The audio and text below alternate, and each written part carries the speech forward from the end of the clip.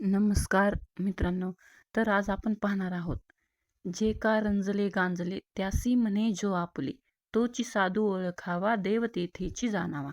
आपण हे लहानपणापासून ऐकलेलं आहे. तर हे कोणाचे ओवी आहे, कोणी म्हटलेलं आहे हे?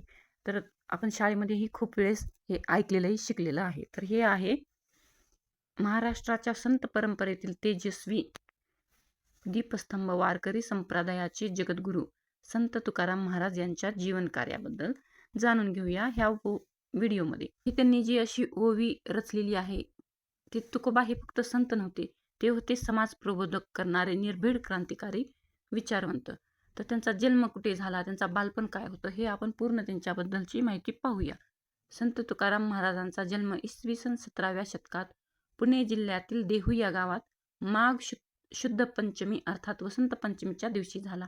लहानपणापासूनच त्यांना भक्ती आणि अध्यात्माची गोडी होती. त्यांचे आराध्य दैवत होते पंढरपूरचे आपले विठुराया विठोबा. तर संत तुकाराम महाराज यांचे बद्दल आपण माहिती पाहत आहोत. तर त्यांचा जन्म आणि बालपण तर आपण पाहिलं आहे, पण त्यांचं पूर्ण नाव काय आहे? तर त्यांचं पूर्ण नाव आहे तुकाराम बोलोबा अंबिले मोरे, असे त्यांचे पूर्ण नाव होते. तर त्यांचं कुटुंब काय? त्यांच्या वडिलांचं नाव बोलोबा आणि आईचे नाव कनकाई होते. हे विठ्ठलाचे उपासक होते. कार्य काय केलं त्यांनी? तर तुकाराम महाराजांनी तुकाराम गाथा या अभंगाच्या संग्रहाद्वारे भक्ती आणि नैतिक मूल्याचा संदेश दिला. त्यांचे अभंग आजही लोकांच्या ओठांवर आहेत. उदाहरणार्थ, जे का रंजले गांजले त्यासी म्हणे जो आपले. आणि त्यांनी सामाजिक प्रबोधन काय केलं? तर त्यांनी समाजातील दांभिकपणा, अनिष्ट रूढी आणि अंधश्रद्धेवर निर्भीडपणे टीका केली. आणि वारकरी संप्रदायात त्यांचं भागवत धर्माचे वारकरी संप्रदायाची कळस म्हणून मानले जात होते आणि आजही मानले जाते.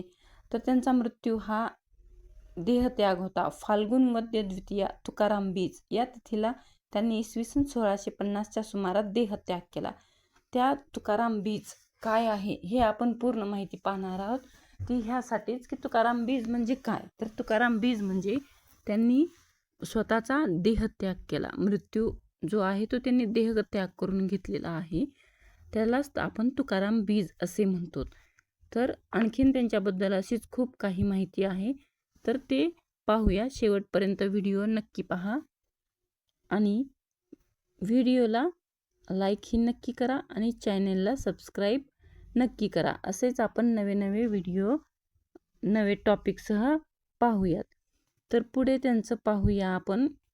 आता त्यांनी काय काय केलं, त्यांचं कार्य काय होतं ते पूर्ण आपण पाहूया. त्यांनी कोणते अभंग रचले, त्यांच्या किती गाथा होत्या ते पाहूया. तर वारकरी संप्रदायात आजही कीर्तनाच्या शेवटी असा जयघोष केला जातो: पुंडलिक वरदे हरी विठ्ठल, श्री ज्ञानदेव तुकाराम, पंढरीनाथ महाराज की जय, जगद्गुरु तुकाराम महाराज की जय. तर तुकाराम महाराजांना जगद्गुरु ही उपाधी वारकऱ्यांनीच दिली, कारण त्यांनी लोकांना ईश्वर भक्तीचा सुगम मार्ग दाखवला. आज आपण खूप काही कीर्तन ऐकतो, कीर्तन पाहतो, तर तुम्ही हे ऐकलंच असेल की हा जयघोष केल्याशिवाय कीर्तनाचा शेवट होतच नाही. तर हे त्यासाठीच आहे. आणि अभंगाची ताकद काय आहे? तर तुकाराम महाराज हे लोककवी होते. त्यांच्या अभंगांनी महाराष्ट्राच्या सांस्कृतिक परंपरेला अमरत्व दिले. अभंग म्हटला की तो तुकाराम महाराजाचाच. इतकी लोकप्रियता त्यांच्या रचनांना लाभली. त्यांच्या अभंगात वेदांताचे तत्वज्ञान अत्यंत सोप्या भाषेत व्यक्त झाले. खेड्यातील अशिक्षित लोकांच्या तोंडातही त्यांचे अभंग पाठ झाले. त्यांची गाथा म्हणजे अखंड ज्ञानाचा स्रोत आहे.